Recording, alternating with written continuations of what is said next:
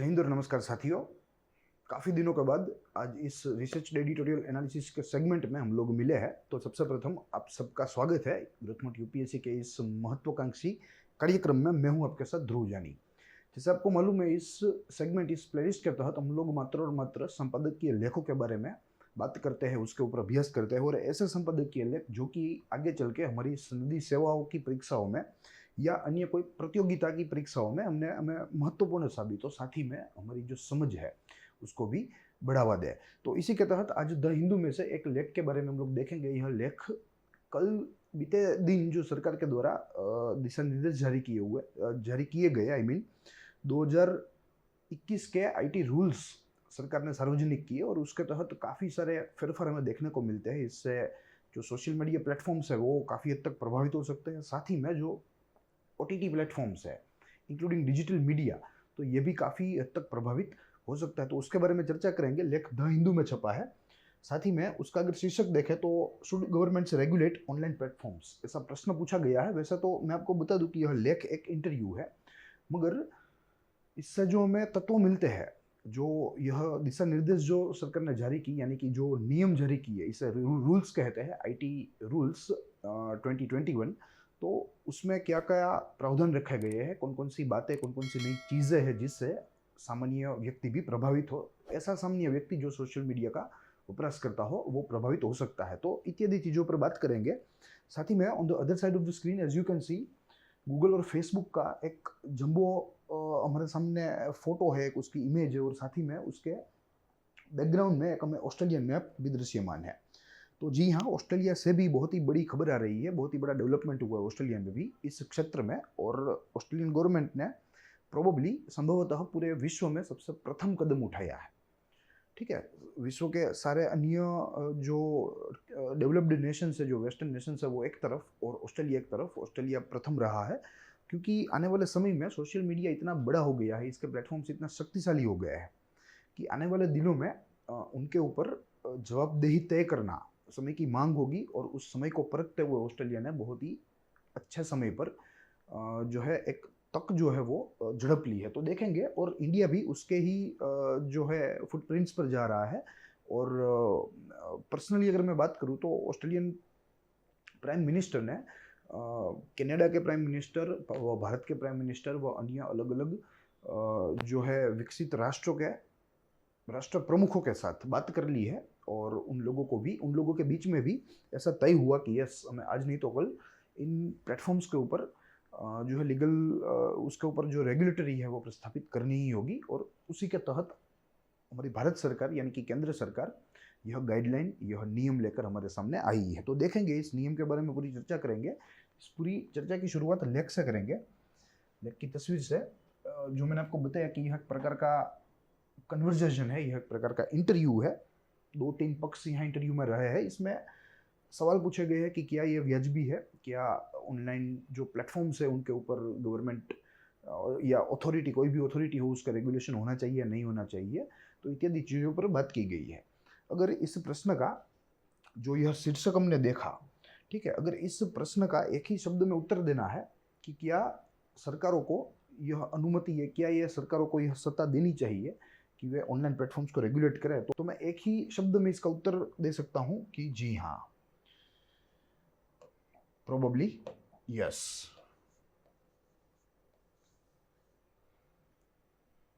कोई भी देश की सरकार हो, किसी भी राष्ट्र की हो, उनको सोशल मीडिया प्लेटफॉर्म्स के ऊपर रेगुलेशंस रखना चाहिए। क्योंकि आगे अगर हम देखें तो हमें मालूम पड़ेगा कि सोशल मीडिया से कितना रिवोल्यूशन आया है, कितना चेंज हुआ है। सामान्य व्यक्ति भी महत्वपूर्ण बन गया है। सामान्य व्यक्ति को भी जो है आवाज़ मिली है, एक प्लेटफॉर्म मिला है, एक मंच मिला है जहाँ से वो अपनी बात को जो है एक क्राउड के सामने रख सकता है, एक ऑडियंस के सामने रख सकता है। मगर साथ ही में यहाँ इस सोशल मीडिया के मिसयूज़ की भी बात उतनी ही गंभीरता से बढ़ रही है। ठीक है, फिनेंशियल फ्रॉड्स हो रहे हैं, साइबर क्राइम्स हो रहे हैं, इत्यादि चीज़ें हैं। फेक न्यूज़ जो है उसका सर्कुलेशन होता है, अनलॉफुल इंफॉर्मेशन सर्कुलेट होती है। तो इन चीज़ों पर पाबंदी आज के समय की मांग है और उसी दिशा में आज के जो हमारे सरकारी निर्देश है या हमारे सरकारी रूल्स है वो जा रहे हैं। तो पूरी चीज़ के बारे में आज हम चर्चा करने वाले हैं। यह लेख की तस्वीर है जो हमने देखी। देखिए, 3 भागों में अक्सर हम हमारे जो है इस सेशन को डिवाइड करते हैं, क्लासिफाई करते हैं, जिसमें से सर्वप्रथम रहता है लेख का निष्कर्ष। उसके बाद हम लेख की महत्वपूर्ण बातों को देखते हैं और साथ ही में आखिरी में जो महत्वपूर्ण तत्व होते हैं जिसको हम लोग एक्सट्रैक्ट कर सके इस लेख में से, यह लेख संबंधी, उनके ऊपर चर्चा करते हैं। तो आज हमारी चर्चा जो है वो मुख्य रूप से 2 ही बिंदु पर रहेगी, जिसमें से प्रथम रहेगा लेख का निष्कर्ष, जिसमें हम लोग देखेंगे कि यह जो निर्देश आए हैं या नियम आए हैं सरकार के, वो क्यों आए हैं, किसके तहत आए हैं और ऐसी क्या ज़रूरियात सरकार को रही है, तो उसके बारे में ब्रीफली यहाँ चर्चा करेंगे। और साथ ही में ये नियम क्या आए हैं उसको हम लोग टेक्निकली आज देखने का प्रयास करेंगे हमारे तीसरे चरण में। तो टेक्निकली अगर मैं आपको बोलूँ तो today there will be no second phase. ठीक है, लेख की महत्वपूर्ण बातों को हम लोग आज स्किप कर देंगे क्योंकि कोई जानने वाली बात नहीं है। आना 2 पक्षों के बीच में बातचीत ही हुई है, मगर मैं यहाँ जानना ज़रूरी है टेक्निकली कि यह रूल्स नए आए हैं वो क्या है और क्या प्रभाव छोड़ कर जाएंगे। तो उसके ऊपर आज की हमारी चर्चा केंद्रित रहेगी, जिसमें से सर्वप्रथम है लेख का निष्कर्ष। तो जैसे हमने देखा कि सरकार इंफॉर्मेशन टेक्नोलॉजी रूल्स 2021 लाई है। तो सबसे प्रथम तो हमें इसका पूरा नाम जानना चाहिए। तो इसका पूरा नाम है information technology intermediary guidelines and digital media code rules 2021। तो यह इसका पूरा नाम है। साथ ही में अगर इसके फ्रेम की बात करें तो it is framed bye 2 independent ministries, in which the first one is ministry of electronics and information technology, जिसे इन शॉर्ट हम लोग MEITY कहते हैं, और एक और मिनिस्ट्री है वो है ministry of information and broadcasting, जिसे हम लोग शॉर्ट में MIB कहते हैं। ठीक है, तो ये 2 अलग अलग स्वतंत्र मंत्रालयों के द्वारा यह जो नियम है, कानून तो नहीं कर सकते क्योंकि कानून इससे थोड़ा बड़ा होता है शक्ति में, मगर यह एक प्रकार के रूल है।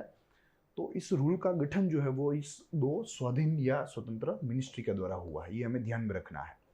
ठीक है, क्यों 2 के द्वारा हुआ है ये हम लोग आगे जानेंगे। यह बहुत ही सिंपल लॉजिक है। यहाँ 2 चीज़ों के ऊपर नियम प्रदर्शित किए गए सरकार के द्वारा। समझिए, सबसे प्रथम है social media platform, social media platforms, जिसे आमतौर पे हम लोग फेसबुक या इंस्टाग्राम या ट्विटर कह लीजिए, इन हैंडलों के नाम से हम लोग जानते हैं। तो ये सारे सोशल मीडिया प्लेटफॉर्म्स है। तो एक दिशा निर्देश, एक जो रूल है वो इसके लिए है, और दूसरा रूल है डिजिटल मीडिया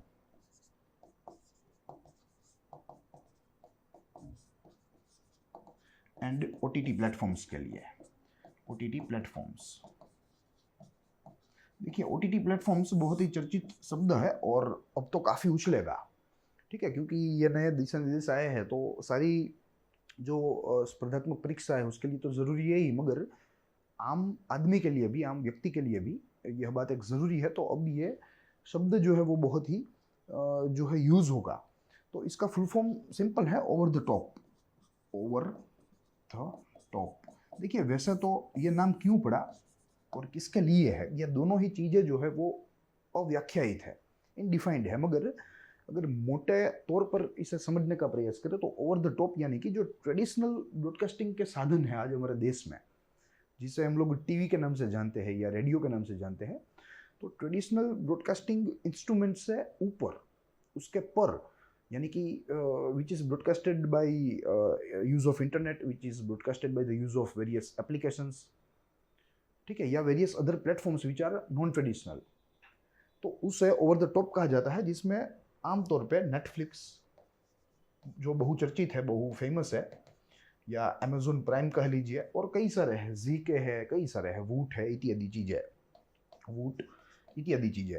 तो इनके लिए यह OTT प्लेटफॉर्म्स है। तो डिजिटल मीडिया और OTT प्लेटफॉर्म्स, ये 2 के लिए एक अलग से जो है रूल्स, नियम बनाए गए हैं, दिशा निर्देश दिए गए हैं, और अकेले सोशल मीडिया प्लेटफॉर्म्स के लिए अलग से दिशा निर्देश दिए गए हैं। तो ये पूरी बात है। साथ ही में अगर ये बात जानने का प्रयास करें कि सेंट्रल गवर्नमेंट ने यह जो है पूरे दिशा निर्देश जारी किए, वो हमने देखा। आज प्रेस इन्फॉर्मेशन ब्यूरो की साइट के ऊपर भी यह जो ओरिजिनल डॉक्यूमेंट है, 5 पन्नों का डॉक्यूमेंट है, वो उपलब्ध है और मैं आपको अनुरोध करूंगा कि आप भी जाके देखिए। मगर यह पावर जो है वो सेंट्रल गवर्नमेंट को कहाँ से मिला, ये एक अहम मुद्दा रह जाता है। तो अगर उसे देखें तो इंफॉर्मेशन एंड टेक्नोलॉजी एक्ट 2000, यह एक्ट के तहत सेक्शन 87 यह सुनिश्चित करता है कि इंफॉर्मेशन टेक्नोलॉजी के क्षेत्र में केंद्र सरकार किसी भी प्रकार के रूल कोई भी समय बना सकती है। Central government can frame rules. तो यहां से केंद्र सरकार को यह सत्ता मिलती है। तो ये भी बात हमें जाननी है और ये थोड़ी महत्वपूर्ण माहिती है। और ये एक्ट भी आप नेट पे देख सकते हैं, इजीली अवेलेबल है और बहुत ही छोटा सा डॉक्यूमेंट है। और मैं आपको अनुरोध करूंगा कि आप वो जाके देखिए। यह हमें मगअप नहीं करना है, ये हमें जो है ऐसे नहीं पढ़ना है, रटना नहीं है, रटा नहीं मरना, मगर आप मात्र देखें ताकि हमें मालूम पड़ सके कि ओरिजिनल डॉक्यूमेंट्स होते कैसे हैं और उसमें माहितियाँ जो होती है वो किस प्रकार से दी हुई होती है। तो ये बात रही केंद्र सरकार के पावर की कि कैसे केंद्र सरकार ने इस पूरे क्षेत्र को लेके कुछ ज़रूरी नियम बनाए। अब देखना है कि यह नियम की ज़रूरियत क्या थी। तो देखिए कुछ ऐसा है कि सोशल मीडिया जो आज से 5 वर्ष पहले था वो बदल गया है। इवोल्यूशन का प्रोसेस जो है वो अति गति से हो रहा है पूरे सोशल मीडिया में, पूरे क्षेत्र में। और इतना गति से हो रहा है कि 5 वर्ष पहले वो एक मात्र और मात्र मध्यस्थ था, वो एक इंटरमीडियरी था, मगर आज का दिन ऐसा है कि वो एक पब्लिशर बन गया है, वो अपने आप में ही एक प्रकाशक बन गया है। तो ये बात हमें समझनी है। सबसे प्रथम हमें देखना है कि सोशल मीडिया प्लेटफॉर्म्स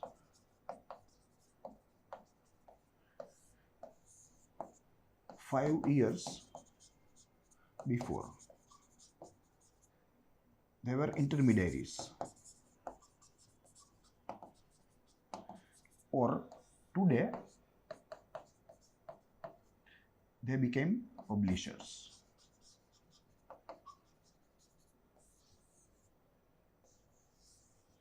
देखिए ये इसकी इवोल्यूशनरी प्रोसेस है, कहाँ मध्यस्थी और कहाँ अपने आप में ही प्रकाशक। तो ये बढ़ते कद की वजह से ही आज सरकार को ज़रूरत पड़ गई है कि इसके ऊपर कोई ऐसा रेगुलेटरी मैकेनिज्म जो है वो ला के रखे, इन सोशल मीडिया प्लेटफॉर्म्स को ज़्यादा जवाबदेह बनाए, ज़्यादा पारदर्शी बनाए। और इसी की वजह से आज के दिशा निर्देश आए हैं। साथ ही में कई सारी सिविल सोसाइटीज़, वेरियस एनजीओज और जो इलाइट क्लब होता है, जो इलाइट समूह होता है, इंटेलेक्चुअली इलाइट समूह, इन समूहों के द्वारा सरकार को काफ़ी बार, एक नहीं दो नहीं मगर काफ़ी बार यह सलाह दी गई है कि आप इस क्षेत्र में ऐसे कठोर कानून बनाए ताकि इन लोगों की अकाउंटेबिलिटी फिक्स हो सके, निश्चित हो सके। इनके अलावा supreme court of India, honourable supreme court of India ने भी भारतीय सरकार को कितनी बार सूचित किया, कितनी बार चेतावनी भी दी कि भाई आप लोग क्यों इस पूरे जो है क्षेत्र में कानून नहीं बनाते, क्यों सोशल मीडिया प्लेटफॉर्म्स की जवाबदेही आप सेट नहीं करते। साथ ही में 2018 में राज्यसभा के सदन में एक सेशन के दरमियान यह बात उठाई गई थी और ऐसा ठराव, ऐसा रिजोल्यूशन भी पास किया गया था कि ऐसा कानून देश में होना चाहिए ताकि इन लोगों की अकाउंटेबिलिटी सेट हो सके, इन लोगों में ट्रांसपेरेंसी जो है वो बढ़ सके और हमारी जो इन्वेस्टिगेटिंग या लॉ एनफोर्समेंट एजेंसीज है उन लोगों को भी, उन लोगों के साथ भी ये लोगों का अच्छा कोऑर्डिनेशन हो सके।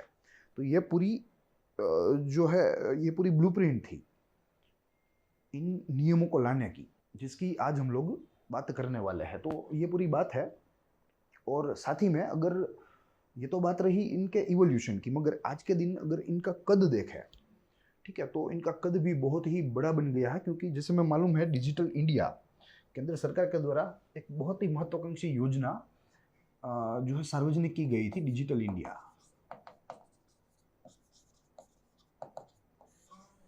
तो आज ये डिजिटल इंडिया न मात्र योजना है मगर आज ये आंदोलन बन गई है और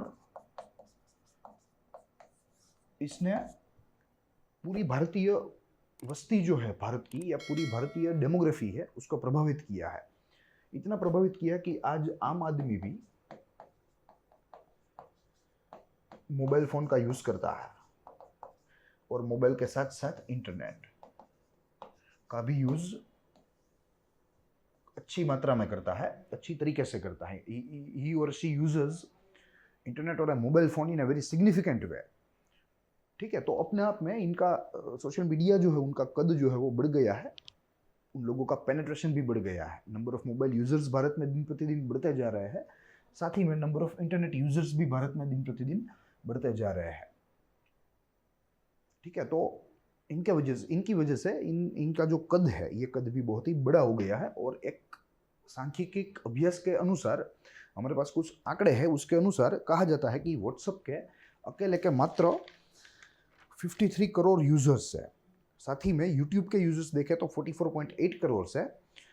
अगर फेसबुक की बात करें तो 41 करोड़ यूजर्स के साथ फेसबुक तीसरे क्रम पर है। साथ ही में इंस्टाग्राम में 21 करोड़ यूजर है भारत के, और ट्विटर में 1.75 करोड़ यूजर्स है आज के दिन भारत में। और ये आंकड़े में जो है IT रूल्स 2021 पीब इंडिया से मिले हैं। ठीक है, जो कि एक गवर्नमेंट ऑफ इंडिया का एक प्रेस विंग है और आप भी वहाँ से डॉक्यूमेंट देख सकते हैं। तो ये पूरी बात है। ठीक है, साथ ही में जैसे मैंने आपको शुरुआत में ही बताया, जब मैंने आपके साथ इन सोशल मीडिया प्लेटफॉर्म्स के प्रोज और कॉन्स की चर्चा की, ठीक है, मेरिट्स और डिमेरिट्स दोनों है, कोई भी सिक्के के दोनों पक्ष है, वैसे ही सोशल मीडिया के भी दोनों पक्ष है, जो हम लोग यहाँ समझने का प्रयास करेंगे। सोशल मीडिया, देखिए, अच्छा पक्ष इसका ये है कि आम आदमी भी शक्तिशाली बना। आम आदमी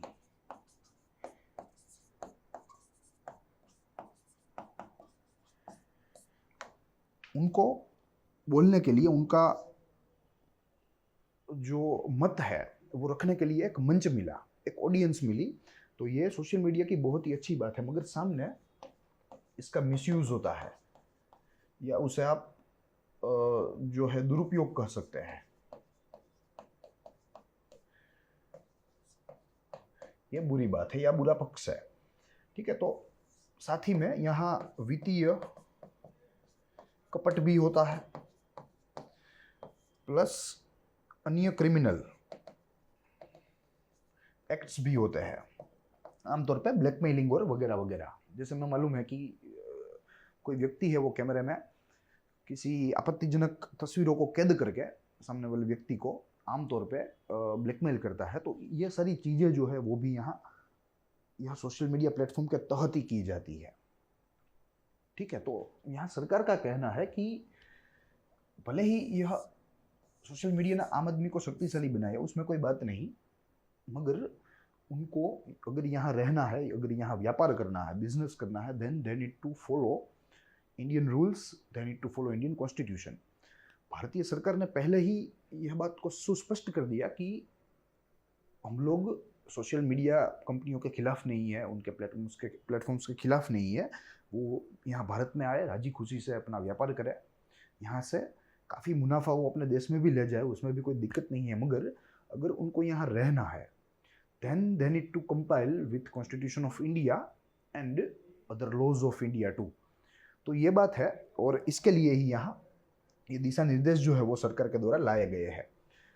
तो ये बात रही सोशल मीडिया के बुरे पक्ष की और उसके अच्छे पक्ष की। साथ ही में अगर आगे देखें कि क्यों ये नियम लाने की ज़रूरत भारतीय सरकार को पड़ी, तो उसके लिए भी हमारे पास 2-4 पक्ष है जिसको हम लोग रख के बात कर सकते हैं। जिसमें से सर्वप्रथम जो पक्ष है वो है राइट्स ऑफ यूजर्स। देखिए, आज तक क्या होता था कि यूज़र ने कोई कंटेंट अपलोड किया अपने प्रोफाइल पे, और अगर फेसबुक वालों को या किसी भी जो है रिस्पेक्टिव प्रोफाइल वालों को अगर वो आपत्तिजनक लगा, then they used to delete it without giving any type of concern to the content uploader. तो अब राइट्स ऑफ यूजर्स बढ़ेंगे, उन लोगों को आवाज़ मिलेगी, साथ ही में अकाउंटेबिलिटी सेट होगी।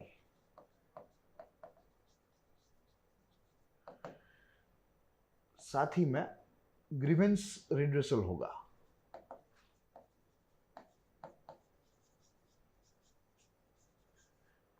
जिसे हम लोग शिकायत समाधान कहते हैं। तो ये भी यहाँ सुनिश्चित करने की बात है। साथ ही में पारदर्शिता बढ़ेगी, यानी कि ट्रांसपेरेंसी विल इंक्रीज।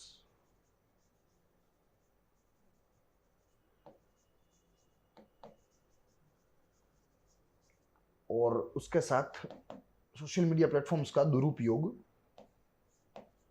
कम होगा।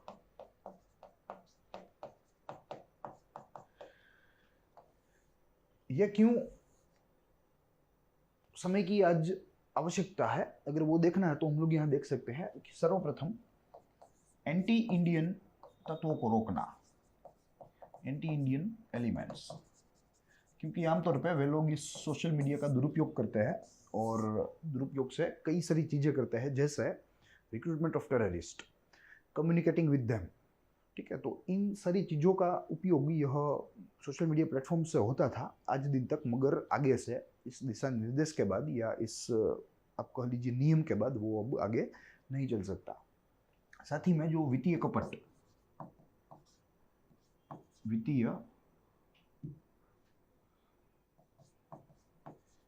कपट यानी कि financial fraud, online financial fraud कहना ज़्यादा उचित है, ऑनलाइन।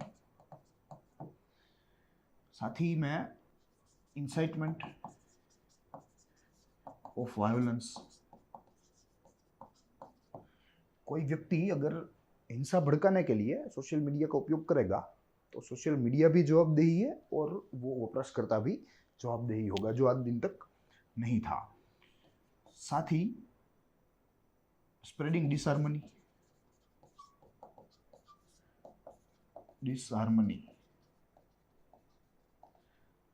और उसके साथ चाइल्ड पोर्नोग्राफी।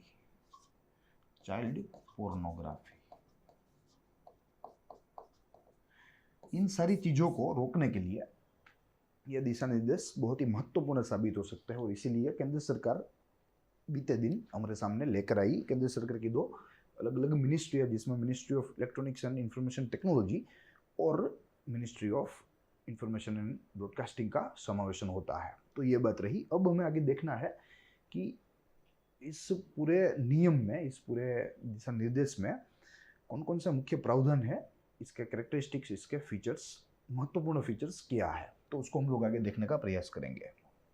तो देखिए, मैं आपको बता दूं कि यह पूरा जो रूल है, आईटी रूल्स, हम पूरा नाम लिखने से बचेंगे यहाँ,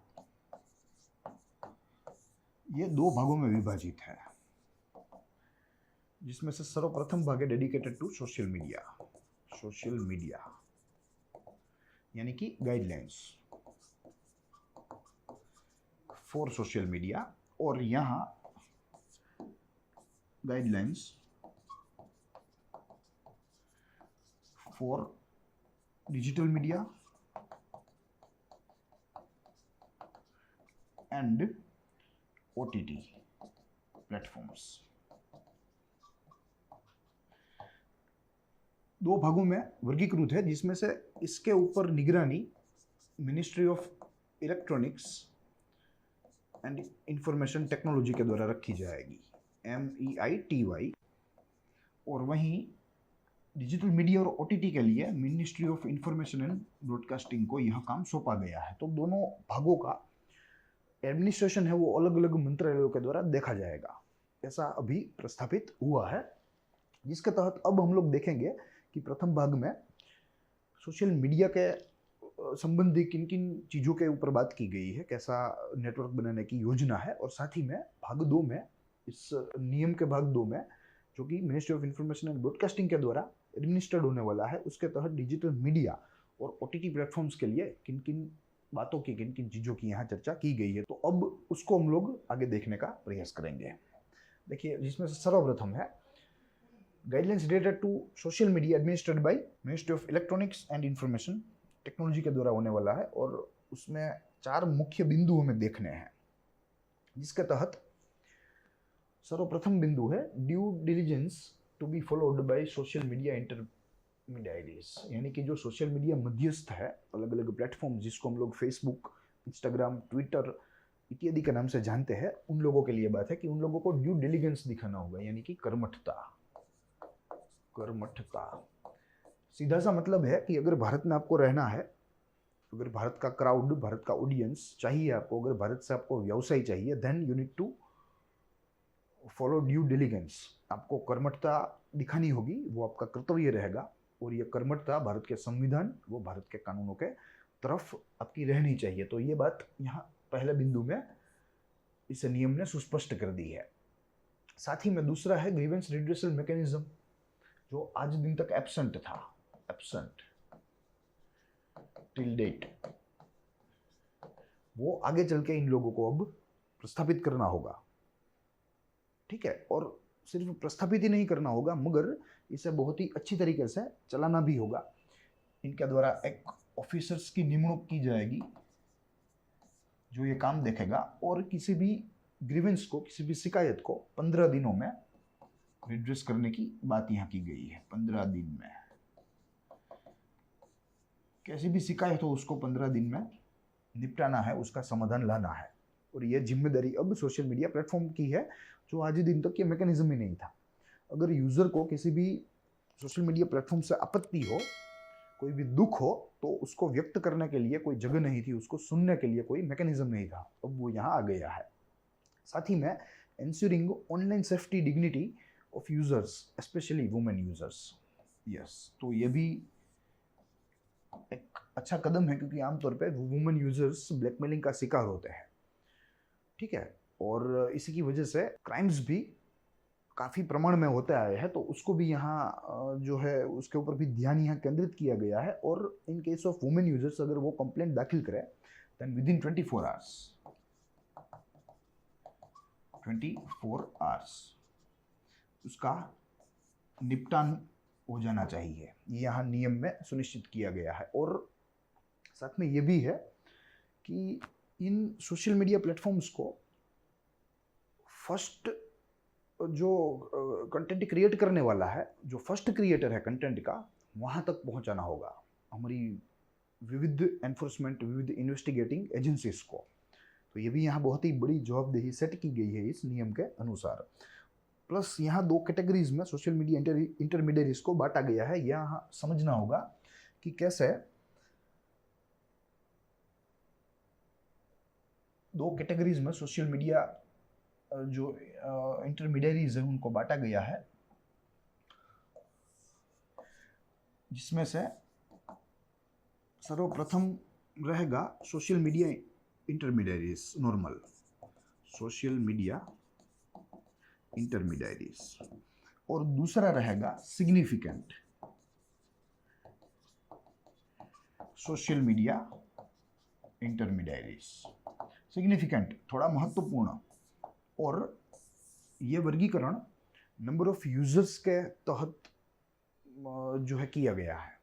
ठीक है, जितने ज़्यादा number of users, they will be counted in the section of significant social media intermediaries, और जो कम यूजर्स के साथ अपना काम चलाते हैं उन लोगों को मात्र सोशल मीडिया इंटरमीडियरीज में रखा गया है। अब यहाँ जिम्मेदारी, जवाबदेही बढ़ने वाली है सिग्निफिकेंस की, क्योंकि वह महत्वपूर्ण है, ज़्यादा यूजर्स के साथ है, ज़्यादा प्रभावी है, तो इनके ऊपर जिम्मेदारी काफ़ी हद तक बढ़ा दी गई है, काफ़ी हद तक, जिसको हम लोग आगे देखेंगे। तो उसके तहत इन लोगों को क्या करना है, ऊपर की सारी चीज़ें जो हमने देखी वो तो इनको फॉलो करनी ही है, और इनको भी करनी है। ऊपर की चीज़ है कि एक ग्रीवेंस रिड्यूसल मैकेनिज्म प्रस्थापित करना है, ड्यू डिलिजेंस दिखाना है भारत के कॉन्स्टिट्यूशन व भारत के कानून की तरफ।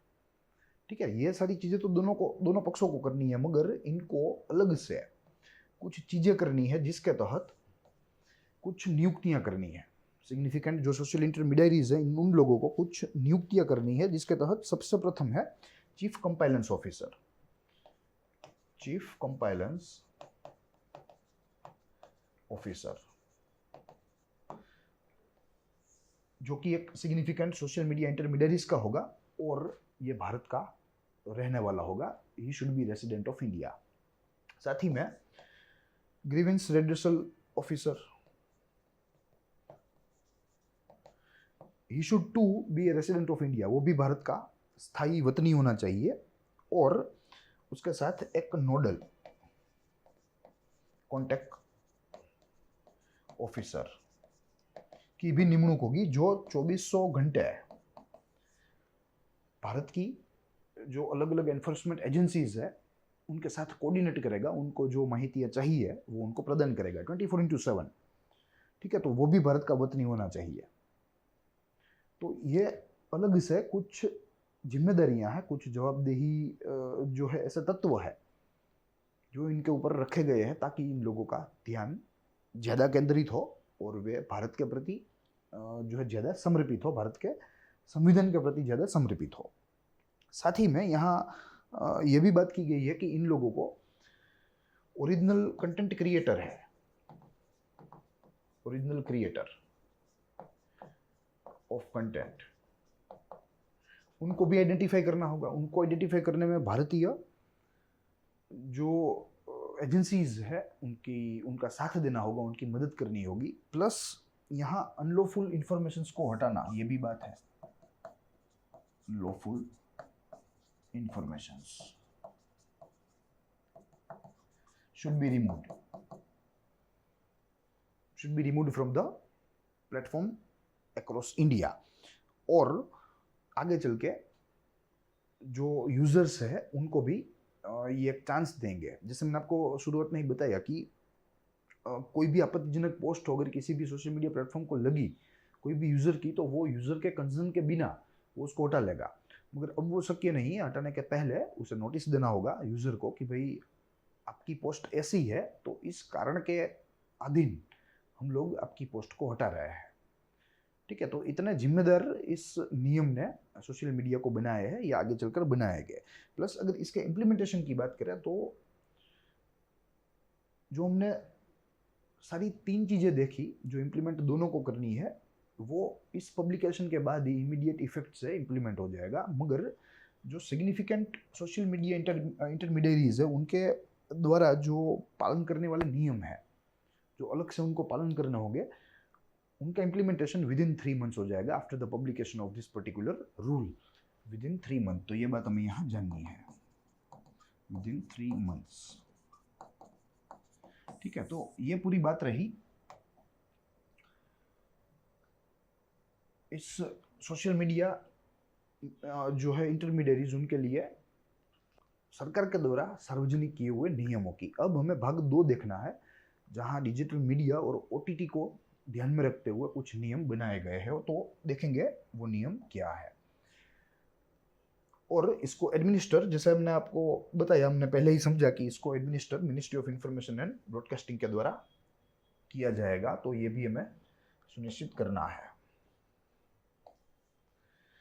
देखेंगे सर्वप्रथम है उसमें code of ethics for online news, OTT platforms and digital media. Online news, OTT platforms and digital media. देखिए, डिजिटल मीडिया में सारी ऐसी चीजें आ जाएगी जो इलेक्ट्रॉनिकली ब्रॉडकास्ट होती है, जिसमें सोशल मीडिया भी आ जाएगा और ऑनलाइन न्यूज मीडिया भी आ जाएगा। ठीक है, तो सारी चीजों को साथ में हम लोग डिजिटल मीडिया कहते हैं। सोशल मीडिया तो इसका एक मात्र भाग है। तो कोड ऑफ एथिक्स, उन लोगों को नैतिकता के मूल्यों को साथ में रखकर चलना होगा। जैसे आमतौर पर हम लोग ओटीटी प्लेटफॉर्म्स पे जो वल्गरिटी देखते हैं, डिजिटल मीडिया पे जो वल्गरिटी देखते हैं, चाइल्ड पोर्नोग्राफी देखते हैं, जो है disturbing images of gang rapes देखते हैं। ठीक है, तो ये सारी चीज़ों को अब हटाना पड़ेगा और यह हटाने के नियम ही इस रूल के द्वारा सरकार ने दे दिए हैं। दूसरा है self classification of content. Yes, ये भी एक महत्वपूर्ण बात है, सेल्फ क्लासिफिकेशन ऑफ कंटेंट, आत्मवर्गीकरण।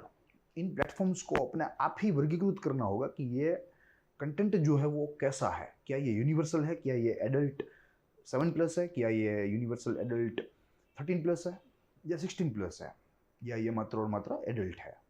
तो ये चीज़ें भी यहाँ देखनी होगी, जिसके तहत 5 कैटेगरी में किसी भी कंटेंट को डिवाइड किया जाएगा।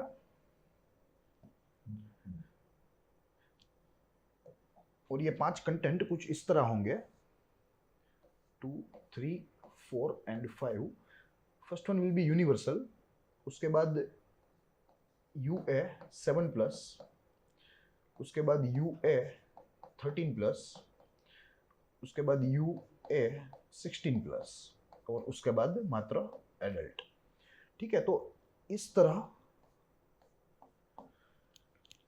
आत्मवर्गीकरण करना अब अनिवार्य बन गया है इस नियम के तहत, किसी भी OTT प्लेटफॉर्म के लिए या किसी भी डिजिटल मीडिया के लिए। ये सारी चीजें यहाँ की है। साथ ही में अगर आगे देखें तो पेरेंटल लॉक लगाना पड़ेगा।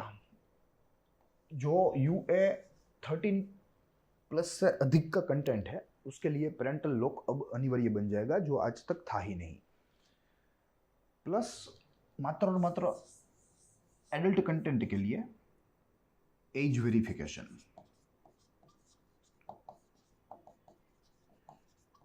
is also been made compulsory by this particular rule। जो आज तक किसी भी OTT प्लेटफॉर्म में रजिस्ट्रेशन के लिए, लॉगिन के लिए there was no concern with age, यानी कि एज वेरिफिकेशन नहीं था।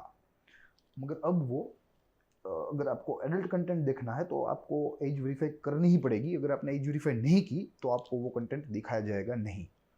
ठीक है, तो ये सारी सुविधाएं हैं जो सरकार के द्वारा इस रूल के द्वारा प्रस्तावित करने की जो है बात की जा रही है। साथ ही में अगर तीसरा मुद्दा देखें तो digital news platform should work accordingly.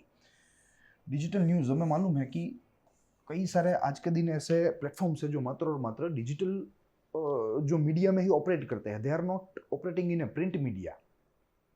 ठीक है, ट्रेडिशनल जो मीडिया था, ट्रेडिशनल प्रेस था, उसमें वे लोग जो है ऑपरेट नहीं करते हैं। प्लस फेसबुक, प्लस इंस्टाग्राम, ऐसा सोशल मीडिया के ऊपर ही मात्र और मात्र न्यूज़ दिखाते हैं।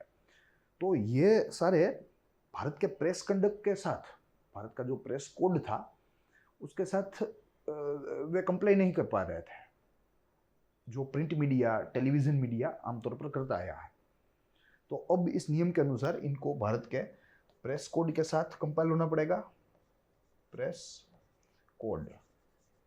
और साथ ही में जो टेलीविज़न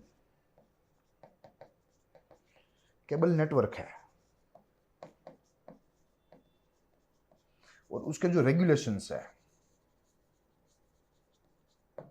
उसके साथ कंप्लाई होना पड़ेगा, तभी ये लोग ऑनलाइन प्लेटफॉर्म पे, डिजिटल मीडिया में वे लोग ऐसे समाचारों को प्रकाशित कर पाएंगे। तो ये भी एक बहुत ही बड़ा डेवलपमेंट है, तो ये भी हमें याद रखना होगा। उसके बाद 3 tyre mechanism for grievance redressal. Yes, 3 tyre जो आज तक था ही नहीं, वो अब 3 टायर बनाने की बात है, जिसमें सेल्फ रेगुलेशन बाय पब्लिशर होगा, plus self regulatory body and oversight mechanism होगा। ये रहेगा 1, ये रहेगा 2 और ये रहेगा 3। ये इसका टायर ही है। ठीक है, सर्वप्रथम पब्लिशर के द्वारा ही सेल्फ रेगुलेशन वे करेंगे, अपने यहाँ इन हाउस रेगुलेटिंग मैकेनिज्म को डेवलप करेंगे। एक ऑफिसर, एक अफसर की नियुक्ति करेंगे और ऐसे जो है रेगुलेशन का कार्य आगे बढ़ाएंगे। प्लस सेल्फ रेगुलेटरी बॉडी सरकार के द्वारा, ministry of information and broadcasting के द्वारा एक ऐसी बॉडी का गठन किया जाएगा जिसके अध्यक्ष चीफ जस्टिस ऑफ इंडिया होंगे, और उनके द्वारा यह बॉडी इन प्लेटफॉर्म्स का ऊपर नजर रखेगी, रेगुलेशन करेगी। और साथ ही में ओवरसाइट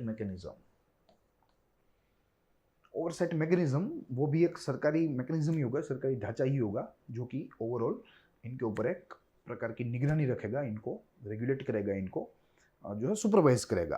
तो ये सारी बातें हैं जो बीते दिन सरकार के द्वारा, सरकार के जो इंफॉर्मेशन ब्रॉडकास्टिंग मिनिस्टर है रविशंकर जी के द्वारा यह पूरी बात हमारे सामने रखी गई। और इस सेगमेंट के तहत हमने, यानी कि ग्रोथ मोड की टीम ने आपके सामने यह बात रखी गई। अब बारी है आज के प्रश्न की। निम्नलिखित कथनों पर विचार कीजिए। सर्वप्रथम, IT रूल्स 2021 से सोशल मीडिया प्लेटफॉर्म्स की जवाबदेही बढ़ेगी, यानी कि accountability increased with this particular rule. दूसरा वाक्य, IT रूल 2011 को समाप्त कर देंगे। तीसरा प्रश्न, आईटी रूल्स 2021 आईटी रूल या आईटी एक्ट 2000 के 87वें अनुच्छेद अनुसार, अनुच्छेद यानी कि सेक्शन अनुसार बनाया गया है। उपर्युक्त कथनों में से सत्य वाक्य को चुने। हमारे पास ऑप्शन बी है, according to that option A है मात्र 2, ऑप्शन बी मात्र 2 और 3, ऑप्शन सी मात्र 1 और 2 एंड ऑप्शन डी 1, 2 और 3 यानी कि सही, सब सही है। तो आपको इसका सही उत्तर कमेंट सेक्शन में बताना है। हमारे पक्ष से इसका सही उत्तर इस सेशन के प्रीमियर होने के कुछ घंटों के बाद वहाँ लिखा जाएगा। प्लस अगर आपको यह सेगमेंट पसंद आ रहा है, अगर आपकी जो है आपके ज्ञान की वृद्धि हो रही है, आपकी इंटेलेक्चुअली वृद्धि हो रही है, then please do like our channel, do subscribe it, press the bell icon, ताकि सबसे पहले आपके सामने हमारा वीडियो आ सके। और साथ ही में हमारे चैनल को ज़्यादा से ज़्यादा शेयर कीजिए ताकि अन्य बच्चों तक, अन्य महत्वाकांक्षी छात्रों तक ये जो एक्सचेंजेस ऑफ आइडिया है वो पॉसिबल हो सके। सो मिलते हैं अगले दिन, अगले रिसर्च एडिटोरियल के इस सेगमेंट में, अगले अभ्यास के साथ, अगले विश्लेषण के साथ। तब तक के लिए देखते रहिए ग्रोथ मोड यूपीएससी।